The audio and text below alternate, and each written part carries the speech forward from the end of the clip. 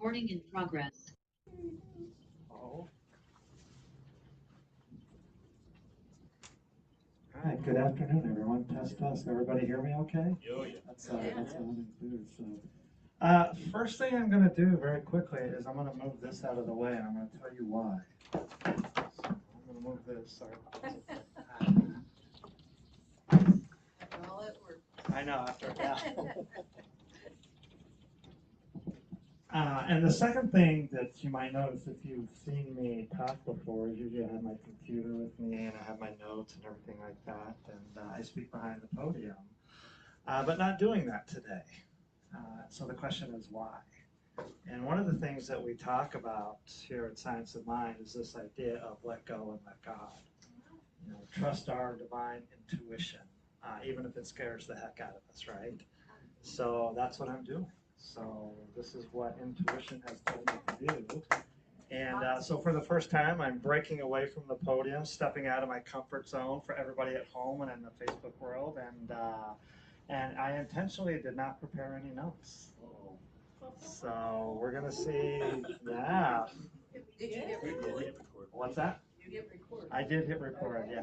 So we're going to see what God brings. But I'm a firm believer, as Ernest Holmes says, where'd Dolores go? Oh my gosh, I was going to, there's Dolores. I'm a firm believer, as Ernest Holmes says, it doesn't matter how much you talk, what matters is how much you walk. And so he would much rather that you apply this philosophy, apply the teachings to your life than just get up and talk about it. And so I know for me personally, I can get up here and talk about this now. But now, can I let go of everything, trust divine intuition, and see what happens? So that's what we're going to do today. Having said that, though, if I were to give a title to my talk today, it would be this: What God Told Me. And this is what God has told me over the past, week or 2 weeks. I've had, some of you might know, I was on call for 3 weeks with Red Cross and All Hands and Hearts as part of the I say second responder, but first responder to the disaster that we had. And that took a lot of time and everything. And I've had the past 2 weeks now that has been deactivated and stood down to do some reflection and meditation and journaling. And so this is what God has told me. And interestingly enough, it started, how many of you have heard of or seen the movie, what was it called? Field of Dreams with Kevin Costner. Oh, yeah. How many of you have seen that? Oh, yeah. And one of the key aspects of that movie is build it and they will come, right? Build it and they will come. And of course, in the movie, the it that they refer to is what? The baseball field. Right. Or I guess, was it baseball or softball? I think it was baseball field. And that movie came out in the early 90s, I believe, and soon thereafter, the dot-com industry and the emergence of the internet came on. And everybody did the dot-com, build it and they will come, build it and they will come, meaning build your dot-com business and they will come. And of course, what happened to the dot-com business? It crashed. It was like a bubble that blew up. Something very similar happened about 3, 4, 5 years ago. There's been an emergence, which is part of what I do now, of coaching online. Health coaching, wellness coaching, spiritual coaching, everything like that. And kind of something very similar. Oh, build it, build it, build it, and they will come. And all of a sudden, a lot of people went, not that easy. And about a year ago, I remember this. I was sitting at home, and I'm like, you know what? I think we've got the it part wrong. Okay, it's not, the it is not the business. Build the business and they will come. I thought, no, something's not right about that. And so I went inside, which is what we're taught to do here. Go within. When you're not sure, when you have uncertainty, when you have confusion, when you have stress, when you have anxiety, go within. See what happens. So I went within, and the answer that came back to me was the it is not the business. The it that you build is you. You got it, Carol, you're right. The it that you build is you. And so I had this idea, well, build you and they will come. And so this is what I've been on and all of this for about a year now. And so about 2 days ago, and I posted this a little bit, a variation version on my Facebook page and some different groups. I went into some different groups. You can go on the internet now. It is absolutely incredible. Access to almost 1 billion people all at once. It's incredible the power of the internet and some of these social media groups that are online. But anyway, there's a couple different ones. One of them that I was in is something by Tony Robbins. Has anybody heard of that name? He's big. He's got over 1 million people in this group. And the algorithms will, and I've been studying about algorithms a little bit lately. Algorithms will reach at a minimum, usually about 10%. So if you take 10% of 1 million people, what is that? That's 100,000 people. So you have access almost immediately to 100,000 people. Now that's no guarantee. You know, it kind of depends on your post and how much people like it and comment on it and click share and all of that stuff. But I thought, okay, they're all still thinking they got to build the business. They don't know what's going on. So I'm going to do something really cool. I'm going to go in and I'm going to write this big giant post, build you, and they will come. And I thought, oh, I'm onto something. This is going to be cool. I'm gonna motivate them. I'm gonna inspire them. I'm gonna teach them. I'm gonna educate them. Build you, and they will come. And I thought, okay, well, what is the you part? What is it about you that you need to build? And so I came up with this list of 3 great things. Like, oh, I'm gonna inspire them and tell them these 3 great things that they need in order to build them, so that they can then build their business. And the first one I said is, okay, you got to have a vision, right? Everybody will tell you that. Every CEO, everybody who's with a business, they'll tell you, you got to have a vision. Where do you want your life to be a year from now, 5 years from now? Who is that person that you want to become? Even in a lot of my wellness programs, I've said this exact same thing. I've said, you've got to have a vision. So that's what I wrote down. I said, you've got to have a vision. I'm like, cool, I'm getting goosebumps. They're going to really get into this. And I said the second thing is, which is key, which is I've said almost since day one, since I started my journey about 14 years ago, the second thing you've got to have to build you is your why. Okay, what is your why for life? Why do you do what you do? Why do you get out of bed in the morning? And I even made a little antidote, if that's the right word, about that. I said your why is what's going to keep you motivated when the going gets tough. And it's not if the going gets tough, it's when the going gets tough. So you got to know your why. And every coach out there, every Fortune 500 CEO will say the same thing. I studied a lot of them. They all say you got to have a strong why, a deeply rooted why. Okay? And so I'm on a roll here. We've got the vision. We've got the why. And then the third thing that I told them, straight from Science of Mind, straight from Ernest Holmes, is the mental equivalent. That's the terminology we use in Science of Mind. In the personal development world, we say mindset. You got to have the mindset. You got to have the mindset to match your vision. You got to have the mindset to match your vision, or a mindset that is greater. There's even a class that I took here at Science of Mind about this, about mental equivalent. And Ernest Holmes says that. He says, whatever you want, the universe is there to give you whatever you want, as long as you can imagine it, imagine the possibilities. So you've got to have the mindset. Okay, and I was all excited. I wrote this post on Facebook, and I summarized it. I said, okay, you got to have your vision, you've got to have your why, and you've got to have your mindset. And then when you have all that, you're building you, and guess what? They will come. And I said, well, what is the they? What is they? And I just summarized it by saying, they is your dreams, your goals, your aspirations, all of that. So build you, and your dreams will come. Build you, your aspirations will come. Build you, and your goals will come. So I'm all good. I'm thinking, all right, this is going to be cool. I hit enter, and life goes on, right?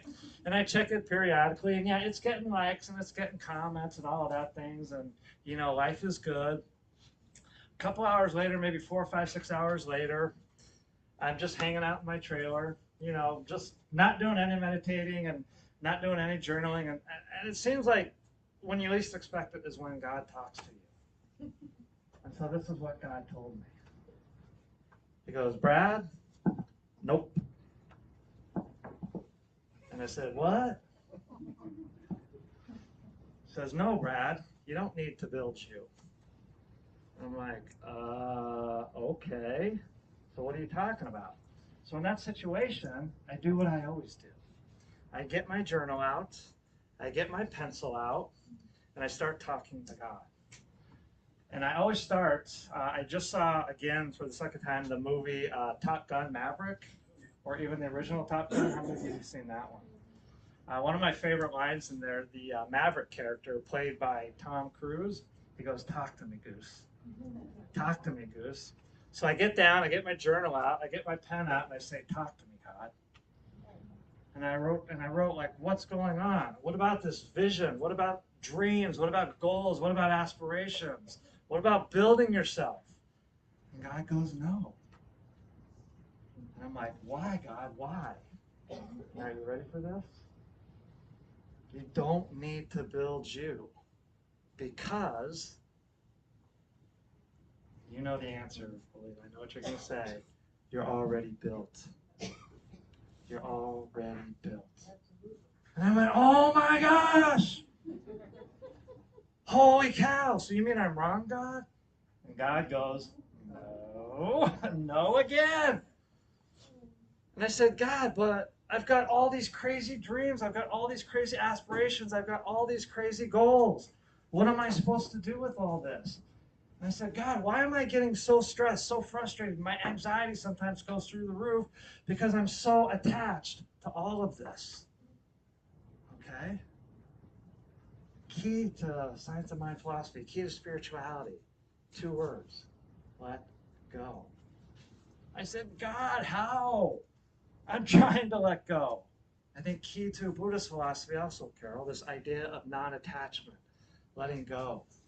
So I'm like, "God, this is, I'm pushing 51 here. I'm healthy. I eat right. I exercise, all this stuff. But you're making my blood pressure getting a little bit higher now. You want to fill me in a little bit more what you're talking about here. What's going on? Kind of maybe explain to me a little bit more." This is what God told me. He says, "Brad, you don't need to build yourself. You're already built. Your spirit." Remember, we say, beginning of every Saturday service, remember who you are. God reminded me, because I forgot again, that I am spirit first. You are spirit first and foremost.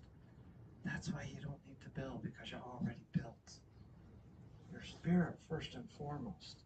I said, "Okay, God, but what about this attachment? I've got these wants, I've got these dreams, I've got these desires, I've got these goals. What am I supposed to do?"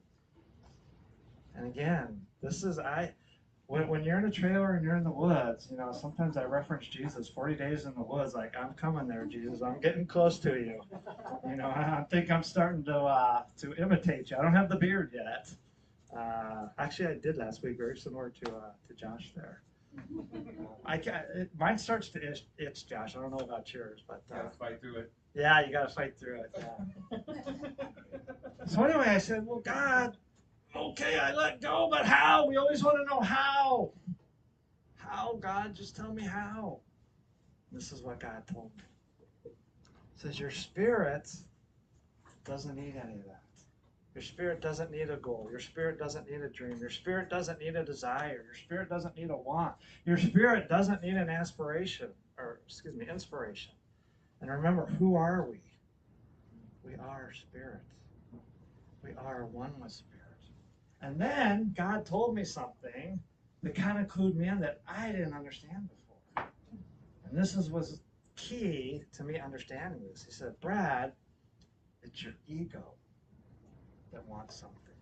It's your ego that's attached to your desire. It's your ego that's attached to your want. It's your ego that's attached to your goal. It's your ego that's attached to your dream." And I said, "God, okay."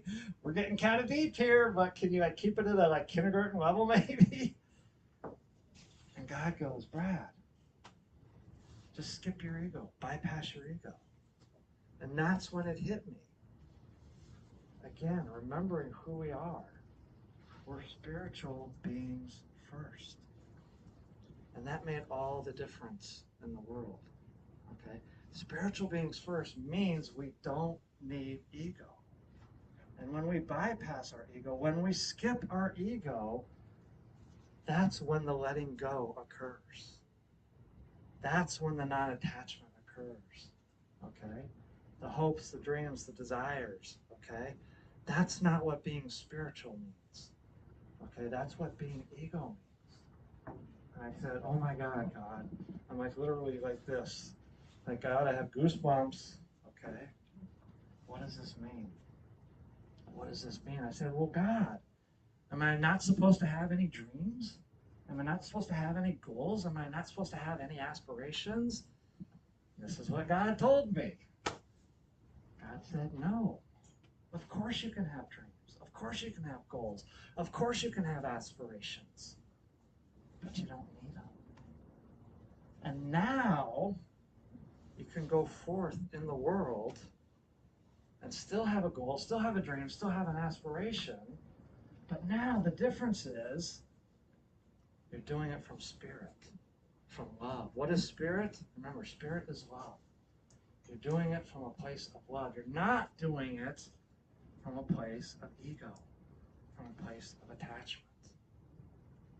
And I said, oh my God, where are we going with this? Okay. So I said, this is great. Now what do I do with this? You know, how do I take this out into the real world? Okay. I said, God, I've got goals, I've got dreams, I've got aspirations. And especially, you know, how do I take this out into the real world when it's the hustle culture, when it's the 9 to 5? How many of you are kind of in that 9 to 5 hustle culture still a little bit? Okay, some of you are retired, but even if you're retired, I'm guessing you're still pretty active, right, Walida? Yeah, Dell, you still got a lot going on. How many of you still got a lot going on? Okay. It's like, God, how am I supposed to do this? How am I supposed to take all of this, let go, still have all of this, and still manage somehow in the 9 to 5 modern world? God, talk to me again. I should show you all my journals sometime. It's pretty crazy. And God said it's the same thing. Remember, you are a spiritual being first. And I said, God, okay, I'm a spiritual being, but how do I do that in the real world when it's crazy and I've got 50 million things going on? Very simple. God took me back to an exercise that I've done many, many times in my life. Okay, take 5 to thrive. I said, okay, God, so am I supposed to go like just off by myself for 5 minutes and do something like that? And God said, yes, yes. And that's when I started to realize something else I understand. Okay, you've let go of ego. Okay, you've let go of this idea of non-attachment. Okay, so what comes next in the real world? Okay, and God said this: the most important relationship that you have. Okay, God wants us to take care of ourselves, because remember, who are we? One with God. And so God said, I want you to take care of yourself. I'm like, God, what does that mean? And God literally goes, I want you to be selfish. I'm like, God, what are you talking about? And God said, being selfish doesn't mean that you don't care about the other people in your life. God says being selfish means you care enough about yourself to bring the best version of you into the world. And I went, whoa. So when you go home, a part of the takeaway message is this: when you go home, be selfish. And what do I mean by that? Take care of yourself. Take 5 minutes for yourself. Because when you take that 5 minutes for yourself, what happens? You can bring forth the vibration into the world that you want to be. Okay? How many of you want more love in your life? How many of you want more peace in your life? How many of you want more joy in your life? Dale's like, I don't know, maybe a little bit. Of course, we all want that, right? But how do we get it unless we can give it? And how do we give it unless we can be it? Okay? And so I always say now, in my teachings, my coaching, be the change that you want to be, that you want to see in your life. Be the change that you want to see in your life.